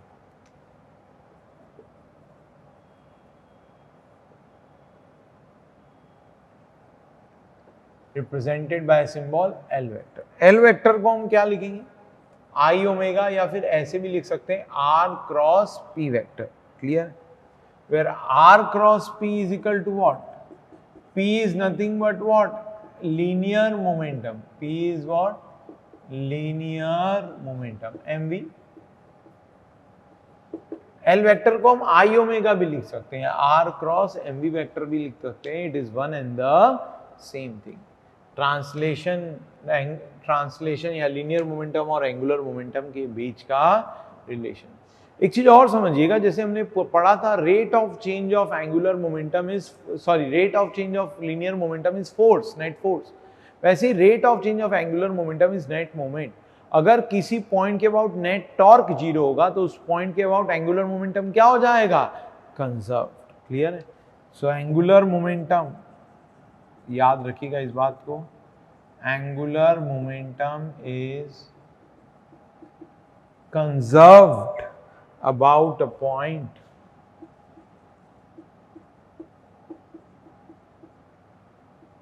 at which net moment equal to 0। अगर नेट मोमेंट किसी पॉइंट के अबाउट 0 है तो उस पॉइंट के अबाउट एंगुलर मोमेंटम क्या होगा, कंजर्व हो जाएगा। This is the principle of conservation of angular momentum. अब कुछ क्वेश्चंस करेंगे। सबसे पहले मैं एक क्वेश्चन दे रहा हूं, आप उसको सॉल्व करेंगे। एक बहुत बढ़िया क्वेश्चन कराता हूं इस रोलिंग विदाउट या रोलिंग विदाउट स्लिपिंग के ऊपर। Let's see the question once.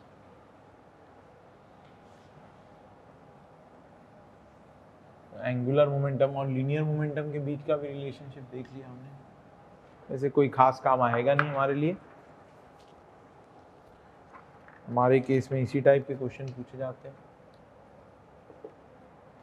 A solid cylinder weighing a solid cylinder weighing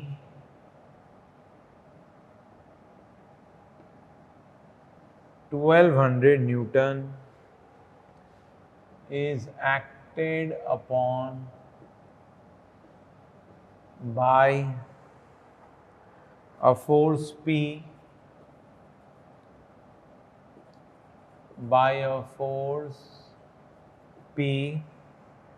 horizontally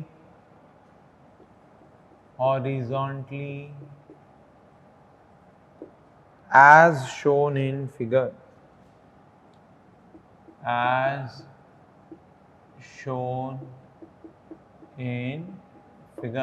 ये फिगर बनाया हुआ है हमारे लिए। एक सिलेंडर है, सॉलिड सिलेंडर है, उस पर एक फोर्स P लग रहा है। डाया गिवन है हमें इस सिलेंडर का, डाया गिवन है 1.6 मीटर। निकालना क्या है? सबसे पहला पार्ट, ए पार्ट, क्या निकालना है? Determine the maximum value of P, determine the maximum value of P for which there will be rolling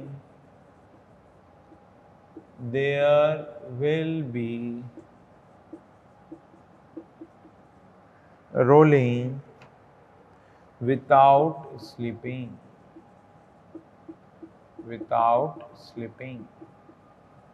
Clear? Similarly, B part क्या है? If P equal to 1000 Newton, determine the acceleration, determine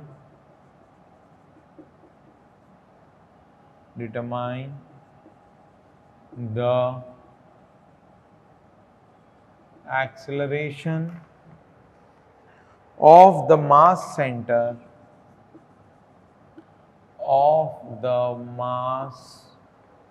center and the angular acceleration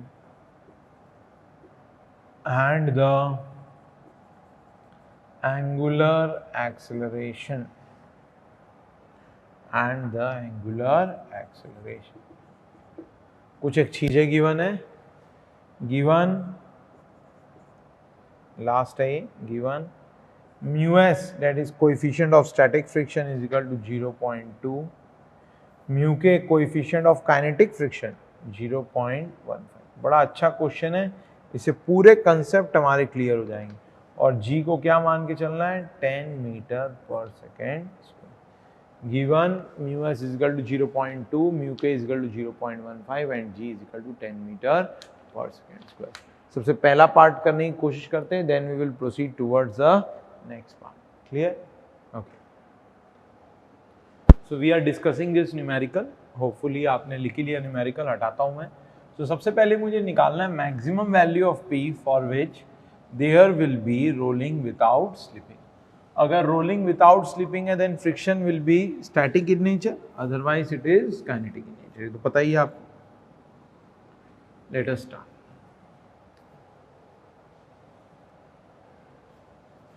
What is the weight of this cylinder?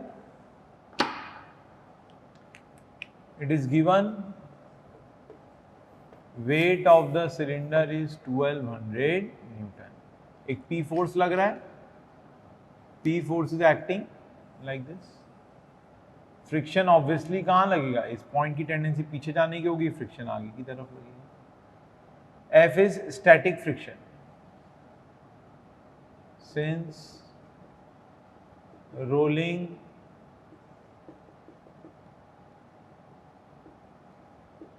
is without slipping, so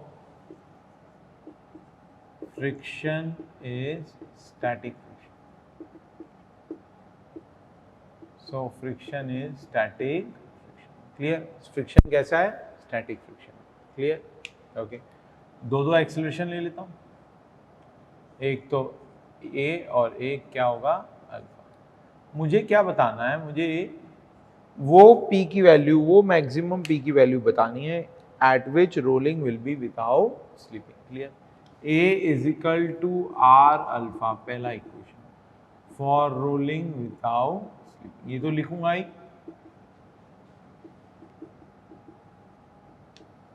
है ना.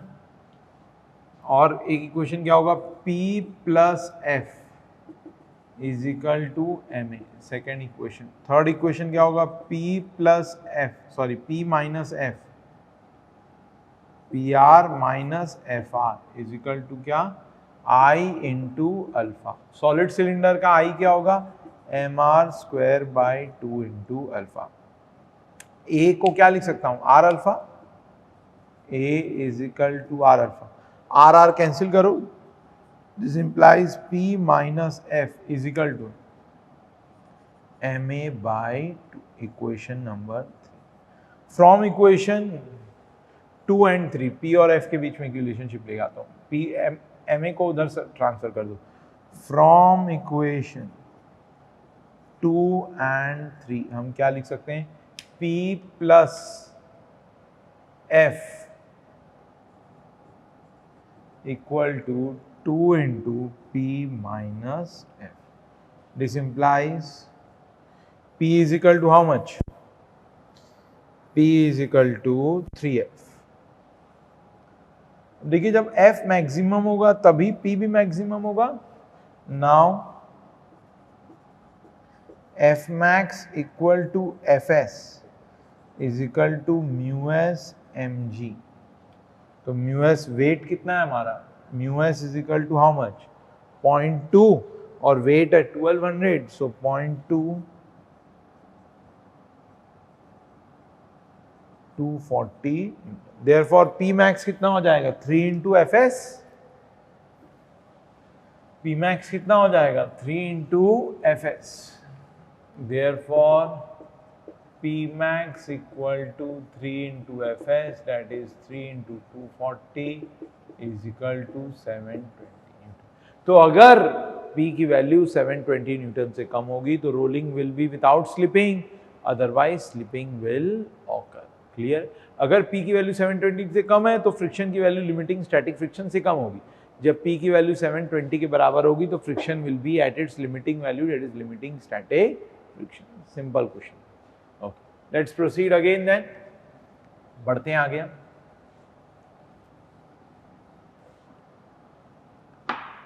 Okay, let's proceed again. Second part कर रहे हैं. Second part में बोला गया है कि P is equal to how much? 1000 Newton is greater than 720 Newton. So slipping up हो जाएगा. जो मोशन को हमारा फ्रिक्शन रोक रहा था वो होने लगेगा. That is slipping will occur. Slipping occurs, इसका मतलब क्या है? A is not equal to R alpha. अब A R alpha के बराबर नहीं है. And friction will be equal to what? Fk. That is the kinetic friction. Mu k mg. Mu k mg कितना होगा? 0.15 into 1200. 0.15 into 1200 is 180 Newton. Clear? फिर से देखो, मैं पूरा वो डायग्राम बनाता हूँ. ये P गिवन है 1000 और ये F के. एक ए होगा और एक अल्फा होगा। दो इक्वेशन लिखेंगे। सबसे पहला इक्वेशन क्या होगा, P plus f k is equal to m a. तो ए निकाल लो मुझे, ए और के, ए और अल्फा निकालना है। तो P कितना होगा 1000 प्लस 180 इज इक्वल टू मास 1200, जी को 10 ले लिया इंटू ए। तो ए कितना आ गया, A is equal to 1180 divided by 120। 1180 divided by 120 कितना हो जा रहा है, 1180 divided by 120 that is 9.83 metre पर सेकेंड स्क्वायर। देखो अल्फा, अब ए आर अल्फा के बराबर नहीं है, इसलिए मुझे अल्फा अलग से निकालना है। Now I am calculating alpha. A तो निकल गया, अब अल्फा भी निकाल लेता हूं। अल्फा कैसे निकल के आएगा, now I will write P R minus F के R is equal to I into alpha, that is M R square by 2 into alpha. So P क्या है 1000 माइनस 180, आर आर कैंसिल कर दो आप, is equal to mass that is 120 kg, directly 120 लिख दिया हमने, divided by 2। Radius कितना होगा, डायमीटर वाज 1.6 मीटर, तो radius is 0.8 into alpha. Therefore alpha कितना आ गया, अल्फा को कैलकुलेट करेंगे तो कितना आ जाएगा 1000 minus 180 divided by 60 divided by 0.8, that is 17.08 radiance पर सेकेंड। आप देख सकते हैं अगर आप आर अल्फा कैलकुलेट करेंगे, R alpha that is 17.08 into 0.8, this will come out to be 13.67 which is not equal to A। होना ही चाहिए था क्योंकि this is a rolling without, sorry, it is a rolling with slipping motion, so here A will not be equal to R alpha। इस तरीके से हम rolling with slipping motion को analyse करते हैं। इस केस में हमें स्टैटिक और काइनेटिक फ्रिक्शन गिवन था। याद रखिएगा जब भी रोलिंग विदाउट स्लिपिंग होगा तो friction will be static in nature, whereas for rolling with slipping or rolling with skidding motion will have kinetic friction। और स्टैटिक फ्रिक्शन की maximum value limiting static friction होती है, उसकी वैल्यू लिमिटिंग स्टैटिक फ्रिक्शन से कम भी हो सकती है।